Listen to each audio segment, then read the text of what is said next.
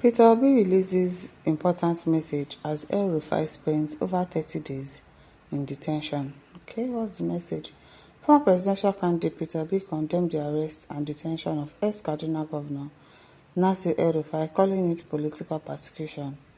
Obi spoke on Sunday during a meeting with stakeholders of the African Democratic Congress in Kaduna, warning that the detention raises concerns about democracy and rule of law.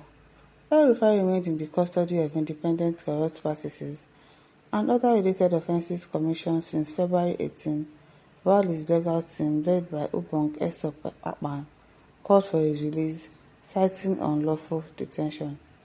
Former presidential candidate of the Peter Obi has condemned the arrest and detention of ex-Kaduna Governor Nasir El-Rufai, describing it as political persecution.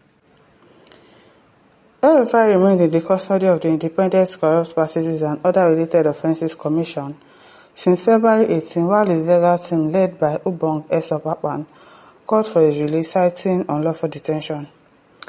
A former presidential candidate, has condemned the arrest and detention of ex-Kaduna Governor Nasir El-Rufai, describing it as political persecution. Obi spoke on Sunday, March 22, during a meeting with stakeholders of the African Democratic Congress in Kaduna, emphasizing that the ongoing detention raises concerns about democracy and the rule of law in Nigeria. It is a political persecution. We have a law, and that law allows for people to be treated with dignity until they are found guilty. Let our law prevail, Obi said. The former governor of Anambra State stressed the importance of following legal procedures, questioning the treatment of El-Rufai despite his voluntary return to the country. How do you tell somebody you are inviting him, and he came back voluntarily in the country on his own, and you are treating him like somebody who was running away? No, let the law follow his course. I have said it, I have written about it, and I continue to say so, Obi added. El-Rufai, who served as governor of Kaduna State, has been in custody of the Independent Corrupt Practices and Other Related Offences Commission since February 18, following a transfer from the Economic and Financial Crimes Commission, Channels Television reported. The Department of State Services has charged him with cybercrime with a court hearing scheduled for April 23, 2026. Meanwhile, El-Rufai has filed lawsuits against both the DSS and ICPC, accusing the agencies of abuse of power and unlawful detention, Port reported. El-Rufai's family has criticized his continued detention, calling for his immediate release. In a letter to the ICPC chairman dated March 6, 2026, his legal team, led by Obi'S Akpan, accused the Commission of abuse of court process, unlawful detention and misrepresentation before the court. The ICPC, however, maintains that his detention is necessary as investigations into allegations of money laundering and abuse of office continue. It is well. Because it says a bit they do like real person. Is it not a real person? I don't understand. The Sesede says the guilty are afraid. This continued detention is a proof of fear the man and proof of fear of the man. Are you saying that they fear El-Rufai? Is that what you are saying? Olusola said Obi is now the corruption defender. Wonder will never end. If care is not taken, these Northerners will use Obi for EDC. Until he loses his remaining credibility, yet he will not get the party ticket and he won't be able to jackpot to another party. According to him, to the new Electoral Act amendment, I pity the unintelligent man. See you that you are wise now. They talk rubbish. He's a corruption defender. How? It is actually the right thing. People are just saying, no, it's scammer. But real, you are supposed to try this person and make sure that you find him guilty before you can actually put him in detention. He's not supposed to spend more than 24 hours or 48 hours there in the first place. If truly our law is working, if you don't find him guilty, you have to let him go. Until you find him guilty, you're not keeping him in detention. Wow. Telafu says, Obi is now defending the corruption and persecution of Christians under the government of El-Rufai. That is not what they arrested him for. That is not what they arrested El-Rufai for. I'm not saying that what El-Rufai did is okay. The persecution of Christians and all of that, spying Christians. But that is not what they arrested him for. If that is what they arrested him for, now we say, okay. But that's not what they arrested him for. They arrested him for something else. And you've not found an evidence that this man actually did this thing. So why are you keeping him in detention? Why?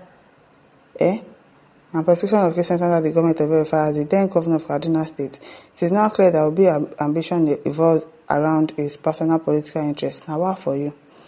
All gullible obedience can go ahead and argue that you are the gullible one, I beg. John Bosco says in Nigeria you are imprisoned before investigation of a matter. It's not supposed to be like that. It's not supposed to be like that. We watch other country, we know how their law works, we know how the law works. We've seen, I watched Korean movie, and you can't detain a person for more than 48 hours. If you can't find something on them and say, okay, this is actually what, you have to let them go. You don't have a choice. But in this country, they will detain you, even when they've not found you guilty of anything. It's not supposed to be so. That is the law. If the law is really working, forget about all this sentiment of he bite Christian. I know that he did all of that, but really, that's not what they arrested him for. Ekere says, so you are like Elrufai type in this country, and you are preaching a better Nigeria in times of leadership and governance, then non-corruption drive, you always filled yourself with unnecessary. What are you saying? What are you saying? Adebule said, it means if Obi becomes the president of this country, he will encourage corruption. It is not a matter of encouraging corruption. It is a matter of the EFCC, the ICPC, the DSS doing their due diligence and making sure that they find what's it called now? Find things, evidence that this man really did this thing, not just based on assumptions, not just because he said, I tracked the NSA phone, I could track it, I could do all of that. Is there actually evidence?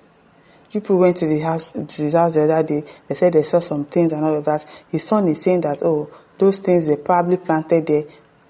Do your due diligence. Don't lie. View forensics. All of those things that you would do forensic, you will find that person's fingerprint there. All the what's it called? I watch Korean movies a lot, and if you see how far they've gone, I'm not saying we should compare our country with Korea, but there's camera everywhere. All shops, even a small mini mart has cameras, so that if anything happens, you can just go there as a police officer and retrieve it, and you do your due diligence and make sure that this person actually did this thing that you're accusing them of. A lot of people are in prison now. They did not do the thing that they are there for. They have not been tried, nothing. They are just there. Some of them, their family members don't know that they are there. Is it supposed to be like that? No, now. That's what we are saying. Don't come and tell us that if Obi enters, it will encourage corruption. No, it's not going to encourage corruption. Let us just do things the right way. Simple. And listen, don't forget to like, to share, to subscribe. Thank you for listening. See you some other time. Bye.